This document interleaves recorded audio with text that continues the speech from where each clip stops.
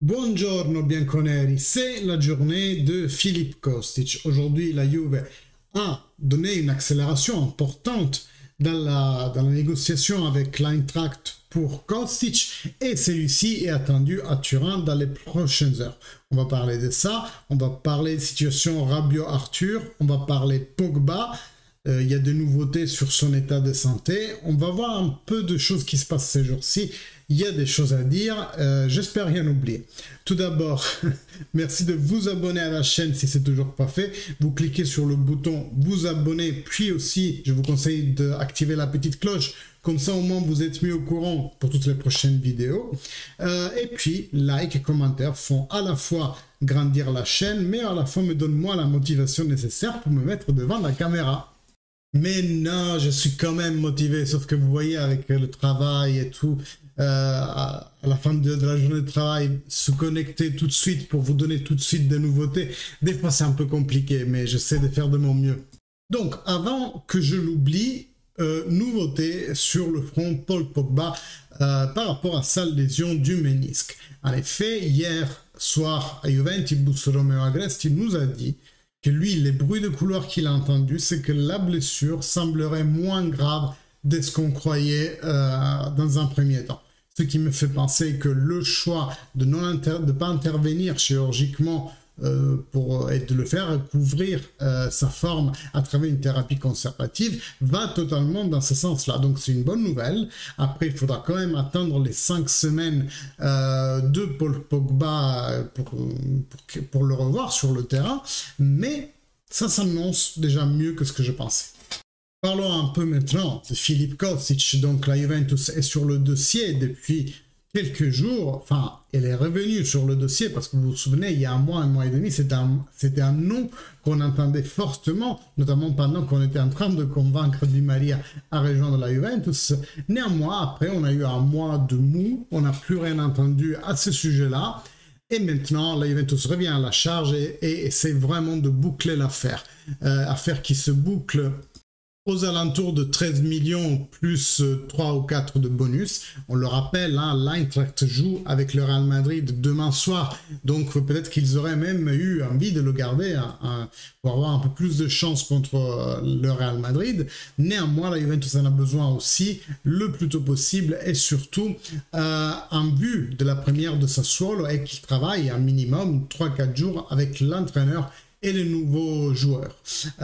Donc je pense que chez l'Eintracht, la peur qu'il se blesse justement dans la finale contre l'envie de la gagner, sachant que le Real Madrid est l'adversaire qu'il est, ben ce choix a prépondéré. Ils ont décidé de le donner tout de suite. Et il devrait être à Turin déjà ce soir. Sortez vos téléphones, téléchargez Flight Radar pour ceux qui suivent aussi minutieusement l'arrivée d'un joueur à Turin. Mais en tout cas, ce soir, on aura des nouvelles supplémentaires sur Filip Kostic à la Juventus. Kostic qui est un joueur qui peut très bien s'intégrer comme externe à tout champ.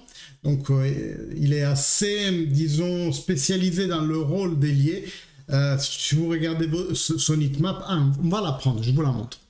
Là, voilà, vous voyez que pratiquement il marche sur la ligne latérale et qu'il fait plus ou moins toute la bande, sauf un peu moins le côté défensif.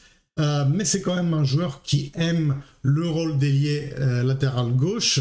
Est-ce que demain il pourrait être terzino à la place d'Alessandro et Pellegrini, qui d'ailleurs, Romeo Agresti nous dit être toujours sur le départ? Ça, je pense qu'on le saura prochainement, s'il peut effectivement être terzino sur la gauche. Dans tous les cas, moi, je suis un peu... je suis sûr qu'on va rester sur le 4-3-3. Je ne suis pas avec ceux qui disent qu'on va passer pour une défense à 3. Ça me semble vraiment bizarre, vraiment bizarre, sachant que Rogani est sur le départ, que Bonucci ne donne pas les mêmes attentes qu'on pourrait espérer de lui en temps normal. Et Danilo, Danilo, ça pourrait être effectivement un troisième dans une défense à 3, le fameux braccetto. Mais je vois mal Allegri construire tout de suite une Juventus totalement différente de celle qu'il était en train d'entraîner. Situation milieu de terrain avec Rabiot et Arthur. Ça se refroidit un peu pour Arthur du côté du Villarreal qui apparemment part sur d'autres objectifs. Or, ça pourrait être tout à fait une intention cachée dans le sens on part voir ailleurs, mais on espère entre-temps que la Juve relance et que surtout baisse ses prétentions. On le rappelle, Arthur veut partir, mais son acquisition il y a quelques années fut forte chargée en pécune parce que, eh bien, on l'a fort payé en fait, Arthur. Dans l'échange avec le Barça, avec Milan et Pjanic, on a surévalué les deux joueurs en termes économiques et on en paye les frais aujourd'hui. Malgré tout, si avec Villarreal se concrétise, la Juventus va de tout faire pour sortir Arthur parce que c'est un joueur qui a envie de jouer pour reconquérir une place pour sa nationale étant donné qu'il y a la Coupe du Monde en hiver et c'est pas la Juventus qui pourra trouver ces minutes pour pouvoir être convoqué. Donc les deux ont l'intention de mettre fin à leur relation professionnelle.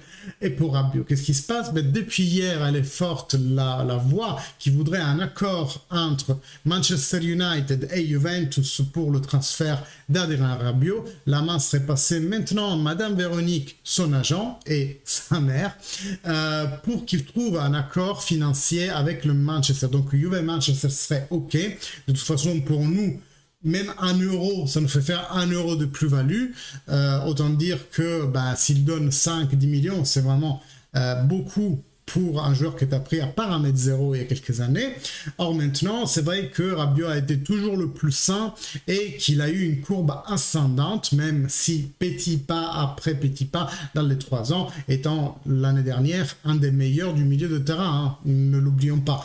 Mais néanmoins, je pense qu'aujourd'hui, personne ne pleurera son départ, surtout avec les nouveaux entrants qui pourraient avoir un accès donc au maillot de la Juventus, un Paredes, un Milinkovic-Savic, un Zaniolo. On va savoir ce que les 3 semaines à venir nous réservent.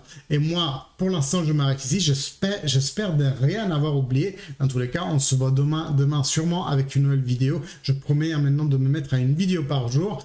Et on se parle demain, mes amis. Fino alla fine, forza Juventus. Ciao!